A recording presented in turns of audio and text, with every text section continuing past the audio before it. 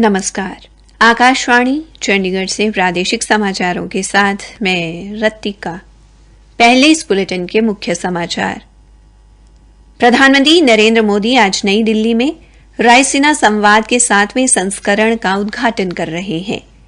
वार्ता में लोकतंत्र से लेकर प्रौद्योगिकी और वैश्विक स्वास्थ्य से लेकर हिंद प्रशांत क्षेत्र तक 6 प्रमुख विषयों पर विचार विमर्श किया जाएगा। केंद्रीय स्वास्थ्य मंत्री मनसुख मांडविया ने कहा कि केंद्र सरकार का देश को 2025 तक तपेदिक और वर्ष 2030 तक मलेरिया मुक्त बनाने का लक्ष्य है। हरियाणा में आज विश्व मलेरिया दिवस पर अनेक कार्यक्रम आयोजित कर लोगों को मलेरिया से बचाव बारे जागरूक किया गया। हरियाणा के मुख्यमंत्री मनोहर लाल ने 18 से 59 वर्ष आयु वर्ग के नागरिकों के लिए एहतियाती खुराक मुफ्त देने की घोषणा की। और हरियाणा के मुख्य सचिव संजीव कौशल ने कहा कि प्रदेश में कोविड-19 के मामलों में हो रही वृद्धि के मद्देनजर इसका प्रभावी ढंग से मुकाबला करने के लिए पुनः सक्रिय रणनीति अपनाई जा रही है। अब समाचार विस्तार से। प्रधानमंत्री नरेंद्र मोदी आज नई दिल्ली में रायसीना संवाद के 7वें संस्करण का उद्घाटन कर रहे हैं। यूरोपीय संघ की अध्यक्ष उर्सुला वॉन डेर लेन इस संवाद में मुख्य अतिथि के तौर पर शिरकत कर रही हैं।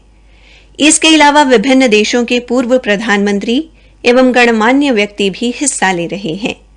इस 3 दिवसीय संवाद का थीम धरती, भावावेश, अधैर्य और संकट रखा गया है।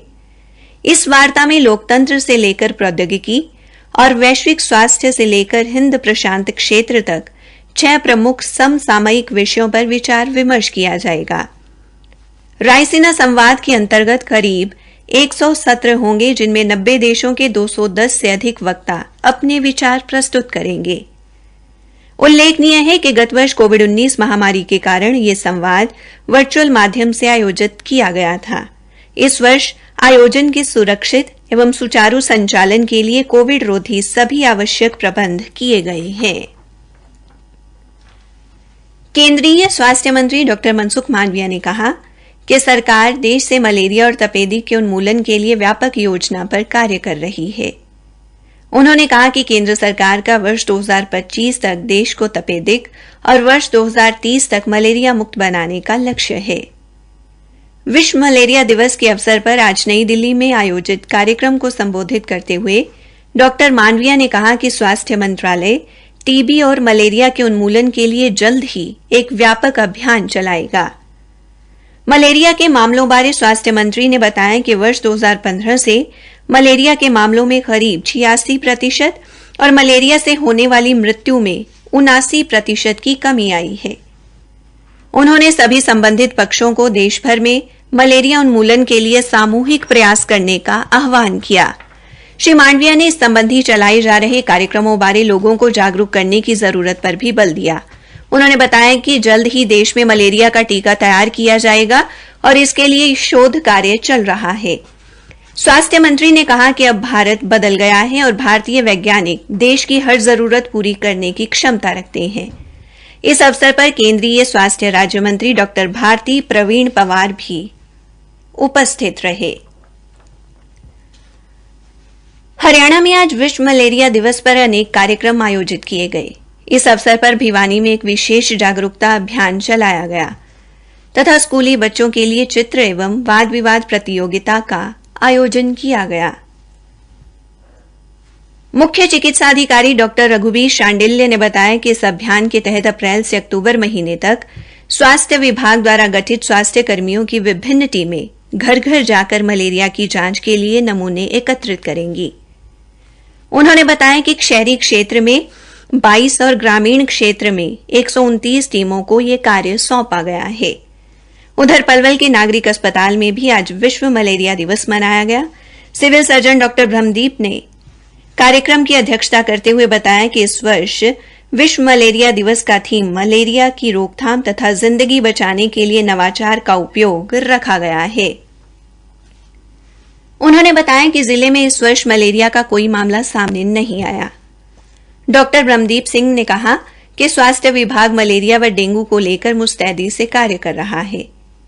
मलेरिया विभाग की टीमों द्वारा 4050 घरों की जांच की गई है और मलेरिया मच्छर का लार्वा मिलने पर 10 घरों को चेतावनी संबंधी नोटिस दिए जा चुके हैं।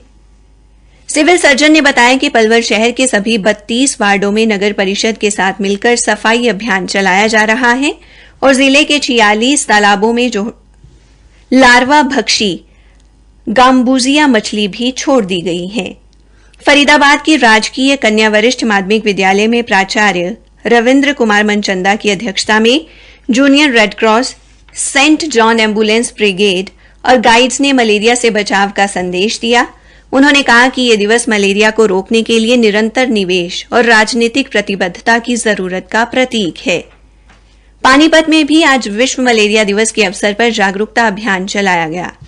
उप मुख्य चिकित्सा अधिकारी डॉ सुनील संदूजा ने बताया कि जागरूकता अभियान के तहत जिले के स्कूलों में प्रश्नोत्तरी प्रतियोगिता करवाई गई। प्रादेशिक समाचार आकाशवाणी चंडीगढ़ से प्रसारित किए जा रहे हैं। हरियाणा के मुख्यमंत्री मनोहर लाल ने कोविड रोधी टीकाकरण अभियान को आगे बढ़ाते हुए 18 से 59 वर्ष आयु वर्ग के नागरिकों के लिए एहतियाती खुराक देने की घोषणा की है। पात्र लाभार्थी हरियाणा के किसी भी सरकारी अस्पताल या डिस्पेंसरी से 250 रुपए की एहतियाती खुराक मुफ्त प्राप्त कर सकते हैं। मुख्यमंत्री ने बताया कि राज्य में उक्त आयु वर्ग के लगभग 1 करोड़ 20 लाख लाभार्थी हैं। इस पर लगभग 300 करोड़ रुपए का खर्च आएगा, जिसे राज्य द्वारा कोविड राहत कोष से वहन किया जाएगा। मुख्यमंत्री ने कोरोना संक्रमण के मामलों में वृद्धि को देखते हुए लोगों से मास्क पहनने की अपील की है और बार-बार हाथ धोने जैसी सावधानियों का पालन करने का अनुरोध किया है। उन्होंने कहा कि सभी दिशा निर्देशों का पालन ही कोरोना के खिलाफ लड़ाई में सबसे बड़ा हथियार है, जबकि कोरोना से लड़ने का दूसरा हथियार टीकाकरण है। मुख्यमंत्री ने कहा कि राज्य के प्रत्येक व्यक्ति को कोविड से बचाने के लिए यह सुनिश्चित किया जाएगा कि 18 वर्ष से 59 वर्ष तक के पात्र लाभार्थियों को एहतियाती खुराक मुफ्त दी जाए। हरियाणा ने कोरोना वायरस के मामलों में हो रही वृद्धि के मद्देनजर इसका प्रभावी ढंग से मुकाबला करने के लिए पुनः सक्रिय रणनीति अपनाई है। कोविड उचित व्यवहार लागू करने से संबंधित स्वास्थ्य मंत्रालय द्वारा जारी दिशा निर्देशों का भी कड़ाई से पालन किया जा रहा है। हरियाणा के मुख्य सचिव संजीव कौशल ने आज वीडियो कॉन्फ्रेंसिंग के माध्यम से केंद्रीय गृह सचिव अजय भल्ला की अध्यक्षता में हुई दिल्ली राष्ट्रीय राजधानी क्षेत्र में कोविड-19 की स्थिति और तैयारियों की समीक्षा बैठक के दौरान ये जानकारी दी।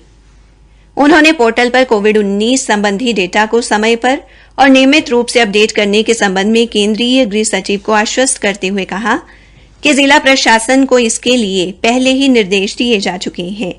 उन्होंने कहा कि संक्रमण के मामलों की संख्या में हालिया वृद्धि को देखते हुए हरियाणा सरकार स्थिति पर कड़ी निगरानी, सख्त नियंत्रण, संपर्कों का तुरंत पता लगाने सहित नैदानिक प्रबंधन पर सक्रियता से जोर दे रही है। श्री कौशल ने कहा कि राज्य भर में कोविड-19 से संक्रमित होने की दर को कम करने के लिए सतत प्रयासों के साथ-साथ विशेष रूप से कंटेनमेंट जोन में जांच बढ़ाई जा रही है। इसी कड़ी में गुरुग्राम में कोरोना वायरस की श्रृंखला तोड़ने के लिए 9 माइक्रो कंटेनमेंट जोन घोषित किए जा चुके हैं। हरियाणा में आज लगभग 1500 स्थानों पर 40,000 लोगों को कोविड रोधी टीका लगाया गया। प्रदेश में अब तक 4 करोड़ 24 लाख 88,000 लोगों को कोविड रोधी टीका लगाया गया है।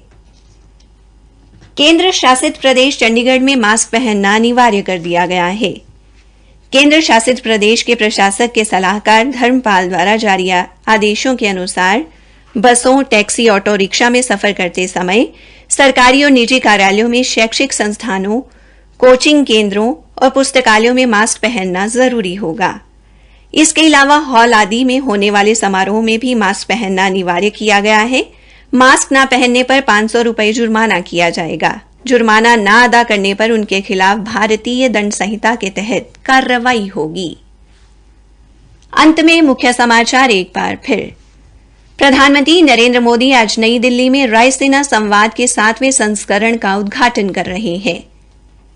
केंद्रीय स्वास्थ्य मंत्री मनसुख मांडविया ने कहा कि केंद्र सरकार का देश को 2025 तक तपेदिक और वर्ष 2030 तक मलेरिया मुक्त बनाने का लक्ष्य है। इसी के साथ प्रादेशिक समाचार समाप्त हुए।